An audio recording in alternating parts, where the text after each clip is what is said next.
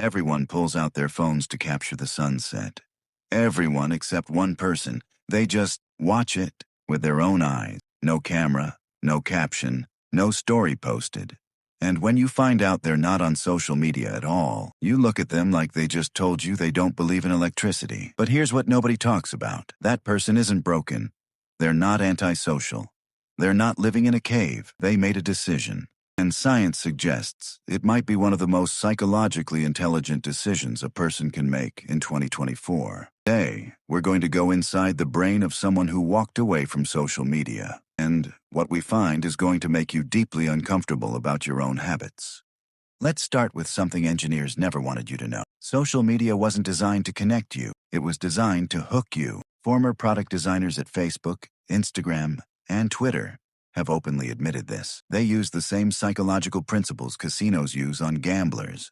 Variable reward schedules. You never know when the next like, comment, or notification is coming. And that uncertainty, that's exactly what makes it impossible to stop. When you post something and the notifications start rolling in, your brain releases dopamine, the same chemical released during gambling, drug use, and eating sugar. It feels like reward. It feels like connection. But it's not. It's a simulation of connection, and your brain can't tell the difference. Here's where it gets interesting. People who don't use social media also experience dopamine. The difference is the source.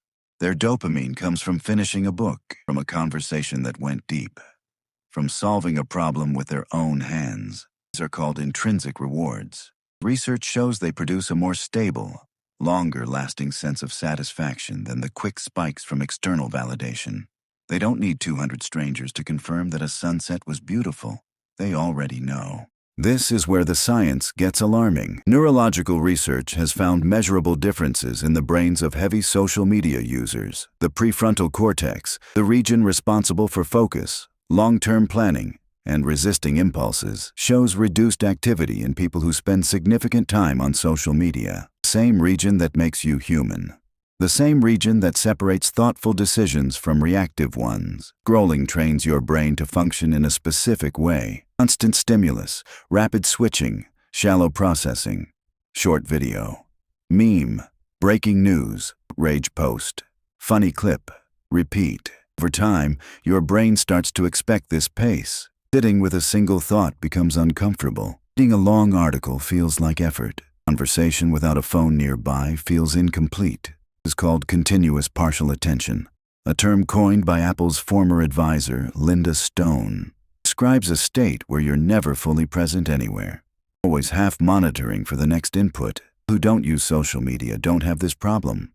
They can sit inside a single thought for an hour. They can read a book in one sitting. They can have a conversation and actually be in it, not performing it, not documenting it, just living it. Their attention belongs to them.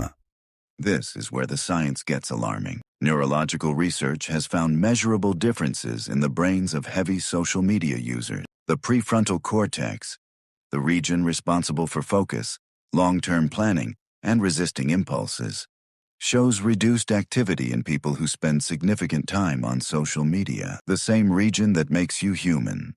The same region that separates thoughtful decisions from reactive ones. Scrolling trains your brain to function in a specific way.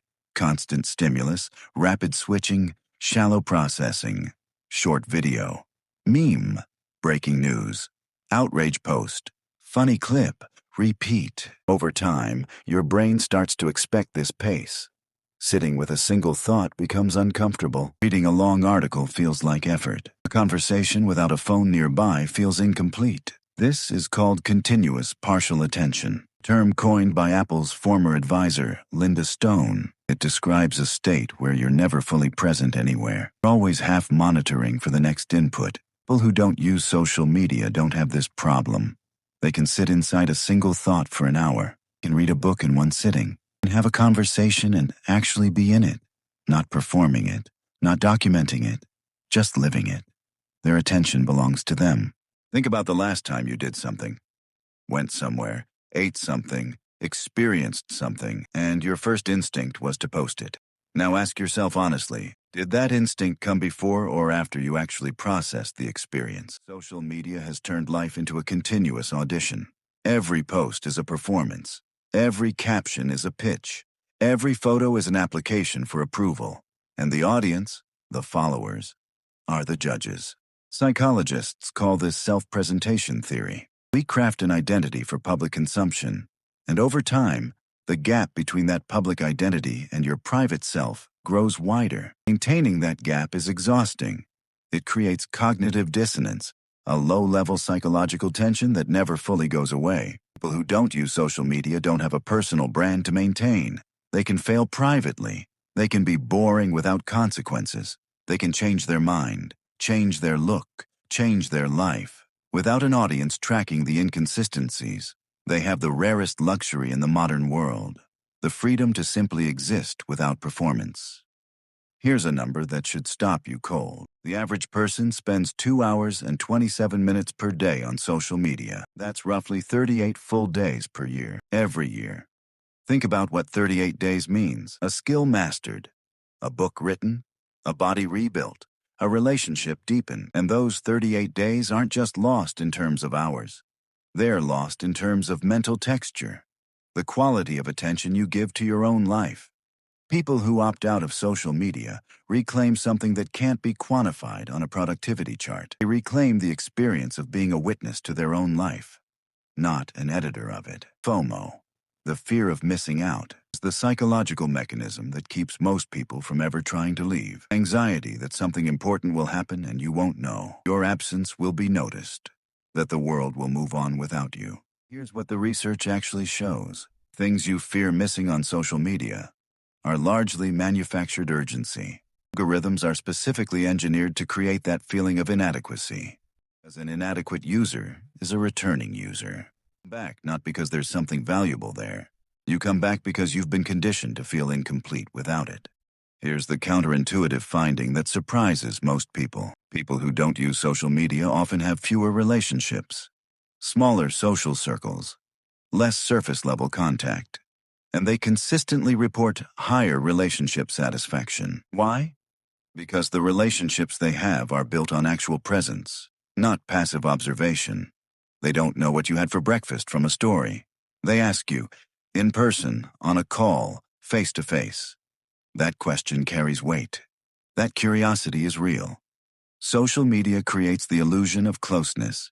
You feel like you know someone because you've watched their stories for 3 years, but you've never asked them how they really are. Real connection, the kind that actually buffers against depression and anxiety, according to decades of social science, doesn't happen in comment sections. It happens in unfiltered conversations, in uncomfortable silences, in moments that don't photograph well but feel exactly right.